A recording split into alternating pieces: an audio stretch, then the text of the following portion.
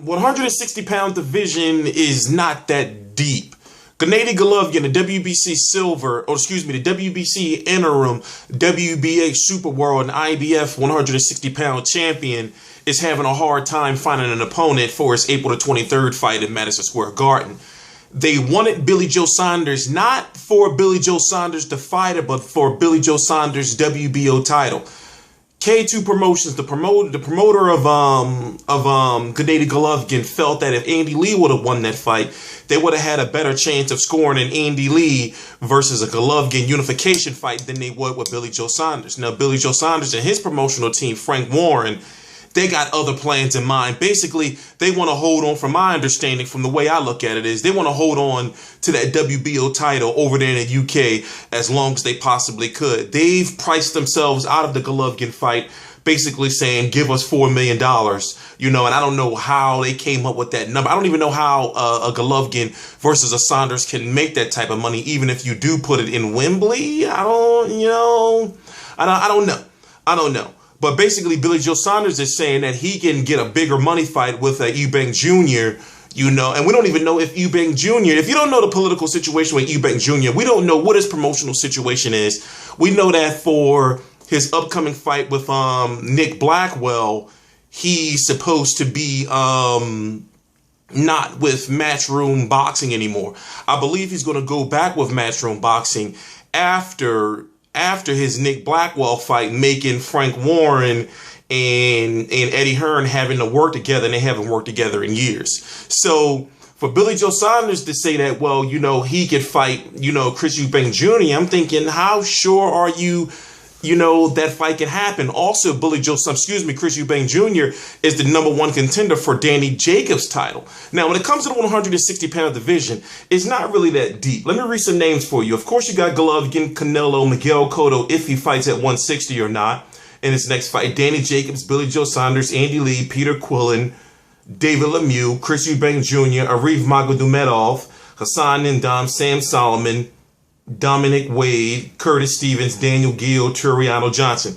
Now, since the Billy Joe Saunders fight, negotiations fell apart, there was always the wild card, and okay, well, Golovkin can defend his IBF portion of his championships against Turiano Johnson, who's the #1 contender. And a lot of fans were starting to warm up to seeing a Turiano Johnson versus Golovkin. But now Turiano Johnson is injured, and Golovkin can't fight Canelo in May because Canelo doesn't want to fight him in May for some reason. They're saying that if Golovkin versus Canelo were to happen, it was going to happen. Well, it's going to happen in either the fall, which I doubt, or May of 2017. Now, they're still talking, craziness. They're talking, Oscar De La Hoya is talking a 90-10 split. Then you're having Canelo saying the only way the fight is going to happen is that it has to be at 155 pounds. And I'm thinking to myself, how can you tell your mandatory challenger to fight at a catch weight? How can you, say, if you want this title, you got to fight at this weight? But it's like, I'm the mandatory. I can just tell the WBC to strip you because you're telling me that you won't fight me unless it's at this weight. The whole situation is confusing, and I don't see the WBC stripping Canelo. For some reason, I just don't see Golovkin versus Canelo happening in 2016. I don't see it. In the meantime, Golovkin needs opponents. Now, people say, Erislandy Lara. Erislandy Lara is an Al Heyman fighter. If you don't understand, if it's going to be Golovkin's fights have to happen on HBO. They've built and invested so much into this man's career. Also, if I'm correct, he signed with HBO. The fight has to be on HBO. Al Heyman fighters don't fight on HBO. I would love to, and of course, Golovkin will be A-side over Erislandy Lara. I would love to see a fight that would make perfect sense at this point in time, especially with the WBA saying that they're going to be getting rid of the regular or world titles. I would love to see WBA world champion Danny Jacobs versus WBA super world champion Gennady Golovkin. But because of political reasons, that fight can't happen. When you look at the 160-pound division, there's not too many options out there for Gennady Golovkin. I mean, he can go and fight the next mandatory in line for the WBC, Jorge Sebastian Hyland. But really, will HBO pick up that fight? When it comes to Chris Eubank Jr., Chris Eubank Sr. has been talking all this Golovkin talk, but you haven't been hearing Chris Eubank Jr. talking none of this Golovkin talk.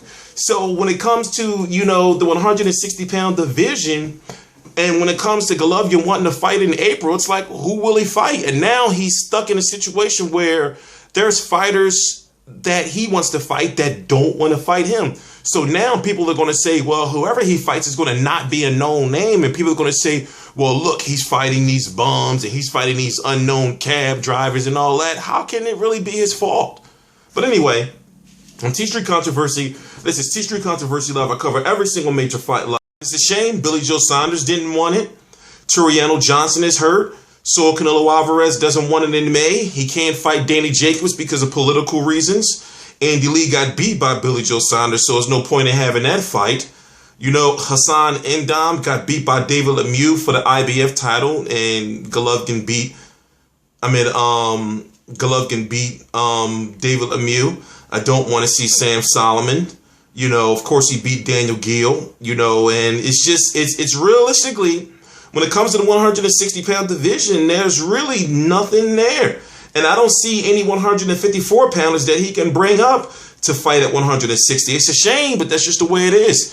You know, I mean, would you accept a Golovkin versus a James Kirkland? You know, I don't know. I'm T Street Controversy. This is T Street Controversy Live. I cover every single major fight live. Please subscribe.